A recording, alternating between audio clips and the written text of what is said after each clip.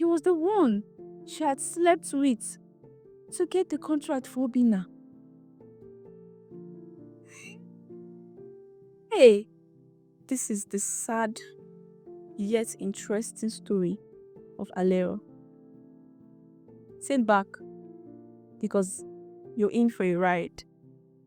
The pastor was saying something about turning scarlet to white, but she could barely hear him.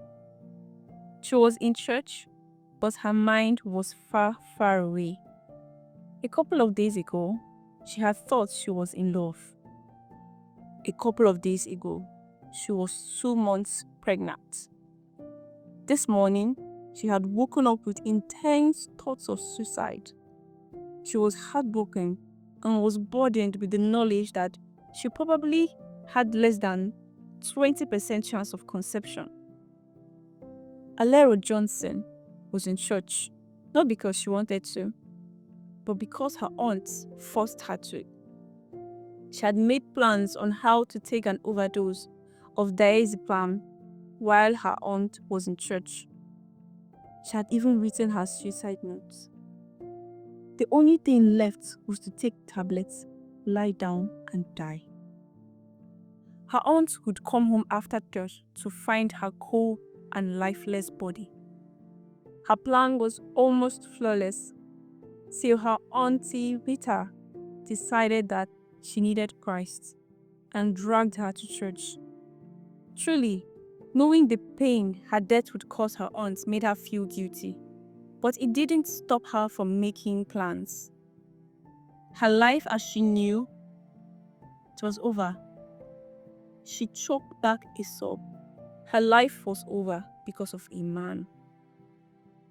Who would have thought that Allero Johnson, the Allero who had men lining up to ask her out, was contemplating suicide because of one miserable man? She met Obina in her 3rd year, and since then, they had been dating. For 5 years, they dated. 5 years, 4 abortions later, and bam! His wedding picture hits her on Bella Niger. I cannot even begin to imagine. She loved him with her heart, money, body, and soul, with her everything. If called upon, she would gladly give her kidney for him. That's how much she loved this man. What didn't she do for him? At times, she had chosen him over family, all because she thought he was her soulmate. A conviction so strong that she would gladly do anything for him. Back in school, she slept with a lecturer so that he could pass an exam. The man had threatened to fail him if he didn't bring Allero to him. Obina had tearfully narrated the encounter to her, sobbing so hard that she had agreed to sleep with the smelly old man so that he could pass. A couple of months ago, she helped him secure the contract that had enriched him by sleeping with a senator.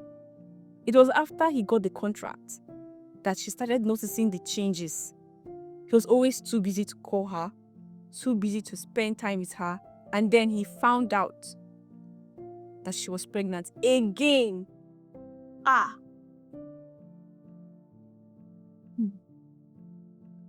Baby, I promise this is the last one, he said.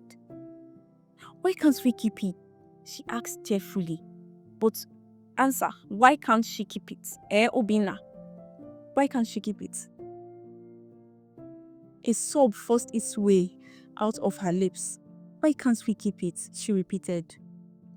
Sweetie, he sighed, gently drawing her into his arms. You know how stressed I've been. With the contract and all. Now is not a good time, and you know it. It's not even stable financially. Obina, let's continue. Baby, you know I can handle everything till you are stable, she said, as the one that is always taking care of things now. And hence she was willing to step up, Abby. Moving away from his hold. All you have to do is come and see my parents, and then I will do the rest. We've put off this marriage thing for too long, Abby.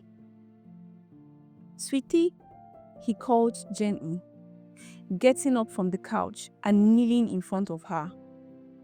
Sweetie, I swear, as soon as I'm through with the contract, I will come and meet your parents, and then we can start our marriage plans.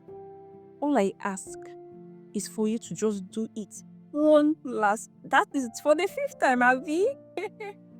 Okay, now. This is the last time, I promise.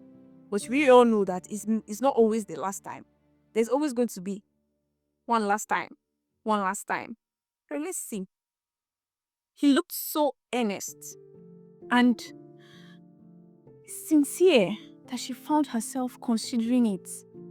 She's in love. Can't blame her. But I'm scared, she whispered. A thin line of mascara-stained tears crawled down her face. You don't have to be, he said tenderly. He got up from his kneeling position and held her in his arms, gently stroking her hair. I will be there with you. You won't be alone, he assured her. I'm so scared, she repeated softly. No need to fear, darling. He cooed into her ears. You will always have me. Suddenly, she was no more scared. She closed her eyes and relaxed in his arms. On the morning of the procedure, she had called him so they could go together, but he asked her to go ahead, promising to meet up with her at the hospital. She got an Uber to the hospital, knowing he would meet up with her there and would hold her hand during the procedure. Even if the doctor wouldn't let him into the theater during the procedure, she would feel safe knowing he was there waiting for her. For an hour, she waited for her turn to see the doctor. The waiting room was painted a cool shade of blue that was almost teal. It had a calming effect on the nerves. She looked around her. The waiting room was still empty, perhaps because it was still morning. There was a young girl at the corner. Her eyes were red-rimmed from crying. Her heart reached out to the poor girl, who looked to be about 17. Their eyes met and the girl quickly looked away. She tried calling Obinna again, but he wasn't picking up. She could feel the first stirrings of fear, and she tried to squash it. She wouldn't let fear get the hold of her. A few minutes later, a heavily pregnant woman waddled out of the doctor's office. This could be her, she mused. This could be her in a few months, but instead, she was coming to get rid of her baby. How sad. The thought threatened to consume her, and she recoiled from it. The doctor is ready for you, ma, a young nurse said, rousing her from her musing. Thank you, she said, standing to follow her. This way to the changing room, ma, the nurse said, leading her. After putting on the theater gown, she tried to call him again. This time he picked. Sweetie, it's almost time. Where are you? She asked. I'm sorry, babe, he said. Something urgent just came up. Just carry on. I'll be at the hospital as soon as I'm through. She felt a sudden chill that rendered her speechless. Sweetie, are you there? He asked with concern. Baby, he called again. When she was still silent, I'm really sorry. I'll be there as soon as I'm done, I promise. But then there was silence. Baby, please say something, he pleaded. I heard you, she replied weakly, feeling the tears trying to force themselves out. I have to go now, she said, hanging up. She wanted to drown her fears in tears, but changed her mind about it. She'd save her tears for the post-procedure pains. As she lay there, she could feel the fear enveloping her. She couldn't even walk up the corridor to chase it away. Finally, she decided to imagine he was just beyond those doors, waiting for her, and drew comfort from that. Afterwards, she came out, hoping to see him, and he wasn't there. She found her way home, deciding there was no need to call him for more excuses. This is sad. Once in the safety of her house, she let the tears flow. She cried and cried till she finally fell asleep. Later that evening, he came by, bearing flowers and gifts. He pleaded and gave excuses. At first, she gave him the cold treatment, but after some time, when she saw he was at the brink of tears, she forgave him. Oh. Aww. A week later, she was rushed to the hospital after she had collapsed at the parking lot of her office complex. According to the doctor, she had suffered an intrauterine bleeding, so they had gone back to the theater. She had recovered, but the bad news was that there were some complications that had led to the bleeding. She had a low chance of conception, a lesser chance of carrying the fetus to term. This is really bad. She had left the hospital broken and devastated.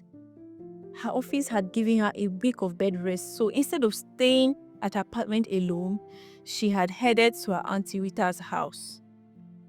She was still walking up the corridor to tell Obinna about her second visit to the doctor and its outcome when she saw his wedding pictures on Bella Naija.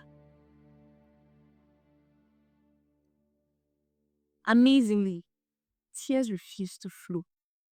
She didn't even feel any rage. Instead, she felt noise all over. It was the end. Her life was totally over. How was she to start over again, knowing that she was probably infertile? Yes, the doctor hadn't outrightly said so, but then she knew enough to know that doctors often use numbers and useless data to delude people into believing impossibilities. Allero, her auntie whispered, nudging her back to reality. Where is your mind? She gave her a warm smile and pretended to be listening to the homily. The pastor's fervor amused her and she smiled wanly. For her auntie's sake, it probably wasn't hot to listen to the sermon. Brethren, it is never too late to come to God, he said, passionate, pacing the pulpit, as they normally do. Come to him. And I tell you, though your sins are as dark as scarlet, he is able to wash you as white as snow. For those that don't read their scriptures, it's found in Isaiah chapter 1 verse 18. Come to him, all ye who are burdened, and he will give you rest. Funny, she thought, smiling again. I'm burdened. I should probably go to him, Abi? The thought of going out to the altar was utterly ridiculous, and she chuckled. Her auntie turned to give her a stern look, and she pursed her lips. Altar call was the part of Sunday service she hated most. People would walk to the altar, all repentant and shit. But a few minutes later, they were back to their sins. It reminded her of pigs that would always go back to play in the dirt even after being washed. The choir was singing an old hymn she used to like, and their voices filled her with an emotion she couldn't identify. Looking up to the big screen in front of her, Ephesians 2 verses 4 and 5 were boldly written. And I quote, "But God, who is rich in mercy, for his great love wherewith he loved us, even when we were dead in sins, had quickened us together with Christ.